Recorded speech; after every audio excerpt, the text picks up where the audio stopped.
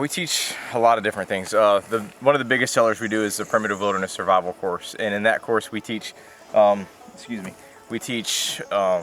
by friction, we teach thermoregulation, building shelters out of raw natural materials, edible plants in the wilderness, how to find and purify water, signaling for rescue, and some basic bushcrafting. And what about with the coronavirus? Are people contacting you?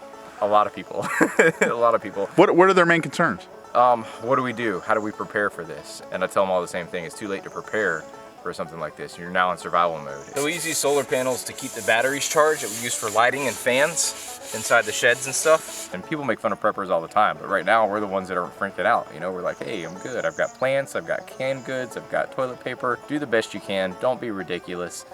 Be friendly. Lend a hand when you can. You gotta have that positive mental attitude and say, all right, this sucks, but we're gonna get through this. I've got this much stuff. Take inventory of what you have at home.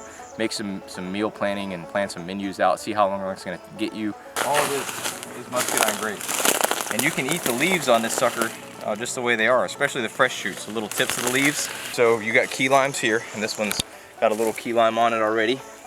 I grow my own pineapples. I just take the pineapple tops from the ones I buy at the store, cut them off and plant them. Most of the plants that grow in them have about a 2-month period until they produce fruit or vegetables, so they're not going to be in there long enough to pull anything from the plastic anyway. So you just punch some holes in the bottom? That's it. I just took my knife and drilled some little holes in it and use that to water stuff. And this helps to make sure that I don't overwater as well. My grandmother was an excellent gardener. I've got a lot to learn, but luckily I've got somewhat of a green thumb. This looks like a pretty healthy muscadine grapevine. It's a good size around, probably about 1 inch or more in diameter. And then we'll give it a little cut up here towards the top.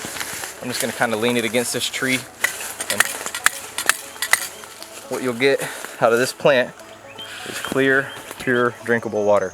To let people know that if the water ever comes out milky or cloudy in any way, don't drink it. It's not safe and you've got the wrong kind of vine. Bartering's the way to go for me. Most of the stuff that I've acquired out here has been through trade. So I traded for that 4-wheeler. I got a great deal on that. I traded something that had about a $250 value. He really wanted the item and said, let's just trade straight up. So we traded. A lot of people think, oh, I'm gonna buy a bunch of gold and have gold saved aside. Gold is way too expensive to trade.